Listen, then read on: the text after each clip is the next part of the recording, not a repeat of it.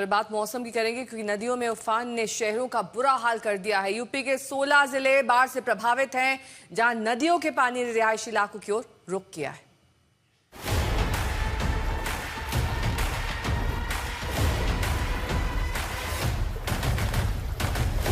ये प्रयागराज है, संगम नगरी प्रयागराज। कहने को तो ये स्मार्ट सिटी है, लेकिन अभी तो एक्वा सिटी प्रयागराज बनी हुई है। ये प्रयागराज की सिवाई चिंतामणि रोड है।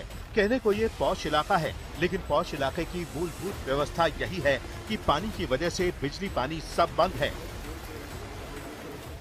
घरों के सामने सड़कें हैं, वहाँ जलभराव की स्थिति है और ये पानी जो बारिश का पानी है सड़कों के अलावा घर में भी घुस गया है।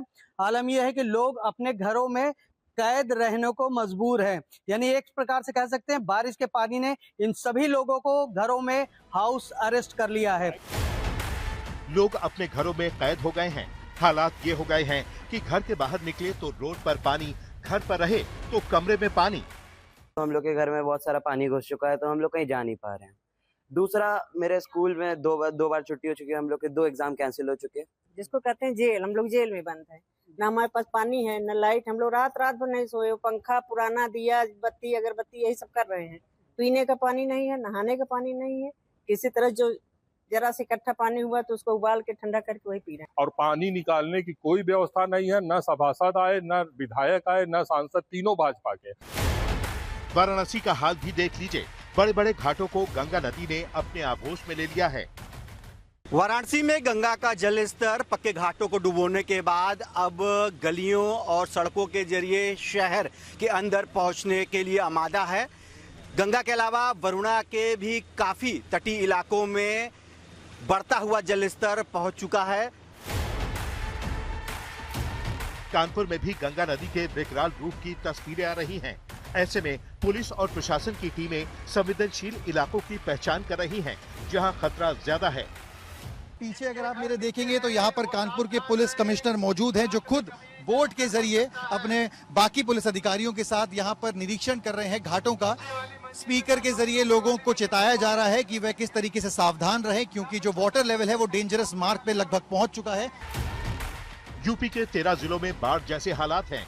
84,000 से ज्यादा लोग प्रभावित हैं। आज तक ब्यूरो। और अब बात पहाड़ों की करेंगे। जम्मू कश्मीर और हिमाचल प्रदेश में मूसलाधार बारिश से कई इलाकों में फ्लैश फ्लड की स्थिति है। हिमाचल कांगड़ा में तो नेशनल हाईवे पर अचानक पानी आने से कई लोग वहां पर फंस गए।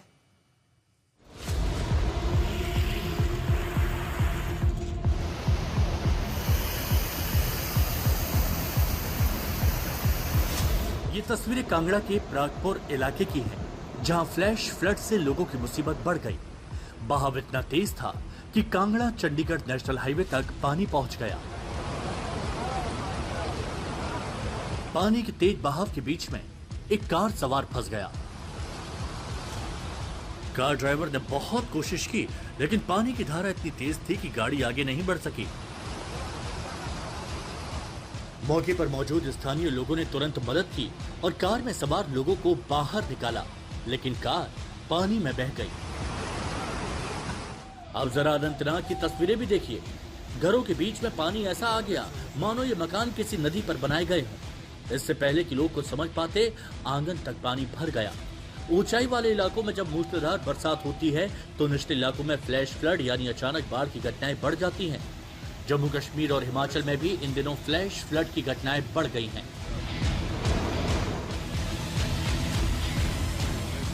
आज तक ब्यूरो।